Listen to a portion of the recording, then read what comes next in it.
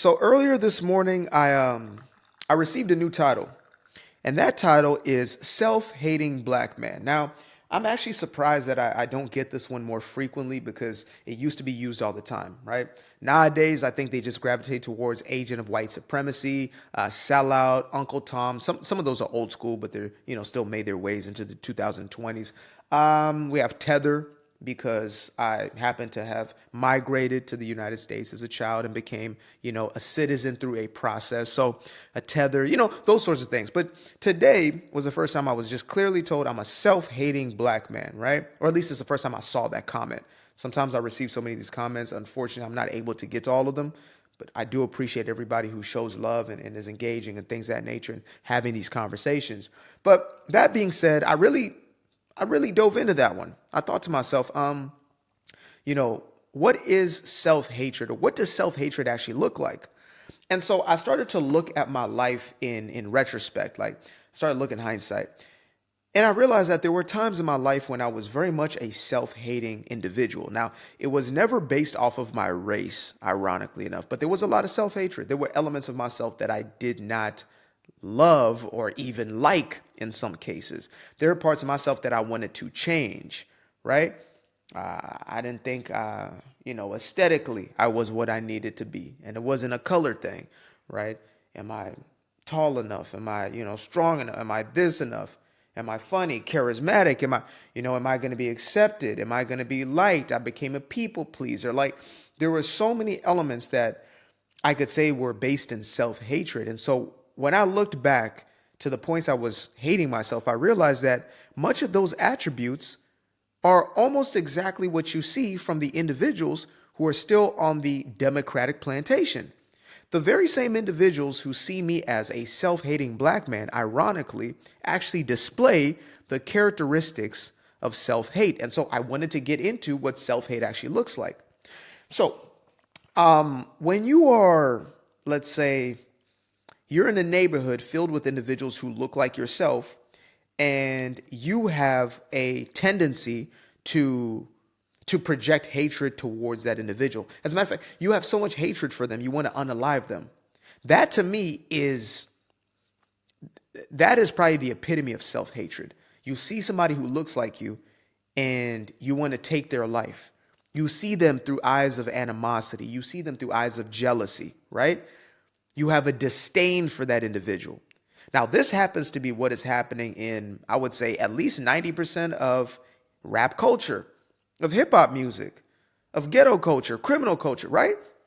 I mean, aren't these individuals who are literally talking about clapping up their ops, who are individuals who look just like them? Would that not be self-hating? No, but instead, what is self-hating in the eyes of the far left or the woke activists, right? The blackity black folks out there, the Wakanda, the folks who don't know Wakanda actually does not exist. It doesn't, right? I haven't been through all of Africa, but I know enough about the continent to know that Wakanda does not exist. It's not real, folks. It's not real. Sorry to burst your little bubble over there. It's not real. Doesn't exist. But anyway, as a black man who says, let's take accountability or responsibility for our lives, we have the power to overcome. The old "we shall overcome" message. We're not going to overcome because we were saved by the white man, who is also the reason why we are where we are. No, the reason we will overcome or become all that we can be is because God imbued those elements into us. And so we have the ability to then live in accordance with that plan for our lives, to live in accordance with our purpose, our destiny, to tap into our gifting and to give that gift to the world and, receive value back for the value that we give. We have the ability to build a different life. We have the ability to create families, a stable, functional, healthy family dynamic. We have the ability to do that. We have the ability to do exactly that, folks. As a matter of fact, I believe that you can do it. Now, that right there, that message that I say comes off as self-hating to some. I'm a self-hating black man because I say, hey, let's not unalive one another. Let's not perpetuate this dysfunction and this toxicity. Let's not do that. Let's not engage in this streetwalker 304 culture. Let's get back to prioritizing the family. Let's not do the baby mama, baby daddy thing. How about maybe working on the traumas that are needed to be worked on, whatever it is, right? but then getting to a place where we can have healthy, functional relationships. Let's do that. Maybe that would work for us. Let's not get so hung up on race, but instead on character. The old words of that man who once was that spent essentially a majority of his life, at least his adult life, fighting on those exact principles or standing on those exact principles. How about one day when my children don't have to be judged based off of how they look, but instead of who they are? How about that? But instead, that is the self-hating black man. Today, that is the agent of white supremacy. Oh no, but not the individual who is promoting the use of narcotics, the distribution of narcotics, the unaliving of his brother and his sister, the abandonment of his own children and her own children, the dysfunction, the generational trauma that is passed from one to another to the other. The poverty complex and mindset that keeps an individual stuck, that's not self-hating. That's not not according to the far left, not according to the Democratic, not according to the woke ideology. And I'm not saying that there aren't those on the right, Republicans, conservatives, centrists, moderates, whatever the hell you want to call yourself, that don't carry a victim mentality and don't have some sense of self-hatred. I'm not saying that there aren't black folk out there who hate their skin color and so they want to be something else. I mean, we see them every day. I would assume that the likes of, allegedly a Serena or Serena Williams or of Beyonce may have some of those attributes. I see a lot of black folks who do seem to have self-hatred. They color their hair blonde. They straighten their hair. They put on cosmetics that make them look fairer, or some even back home. They put on all sorts of skin lightening cream, right? So, yeah, that sounds like self-hatred to me. That sounds like a lack of liking who you are. I happen to like this because it's me. I happen to like this. See that texture? I like that. I like this. I like the width of these. I love those elements of myself. They don't make me. They don't make or break me, but I like them. And I've learned to even love, the internal, like the core of who I am, the character, the personality that I was given, to appreciate and to value that aspect 1000%. And that, it's taken work to get to that place, but that's something I highly value and I appreciate. Am I a self-hating black man? I mean, if I categorize myself as a black man and that's who I am, that's my identity, that's the core of what I am, then I say, no, even in that respect, I'm not. But I also just happen to not put my worth and my basis on those identifiers, which sounds like self-hatred itself because people are so caught up in, but then what do you grasp to? Something greater, something beyond the flesh, something beyond the physical. What I'm transmuting to you right now, as beautiful as these bodies are, these temples that we've been given, the essence of who we are is what makes us, right? Because when you leave this earth, your body stays and may even look the very same at first, right? Before it starts to decompose and decay. But at first, the body's there, but where is you? So obviously the you is not just this physical entity. The you is within, right? That part, I love that part of myself. I value that aspect of myself. But that part of myself is not connected to a color. And I think that it's mind-boggling for people who are so race obsessed. These individuals who subscribe to this woke ideology, the activists, the so-called progressives, whatever they may be, right? Even those on the far right, the fringe right, the radical right-wingers, QAnon, whatever the hell you want to call, these individuals are also displaying a level of hatred. The ones who have genuine racist intentions, the true neo-Nazis, those individuals,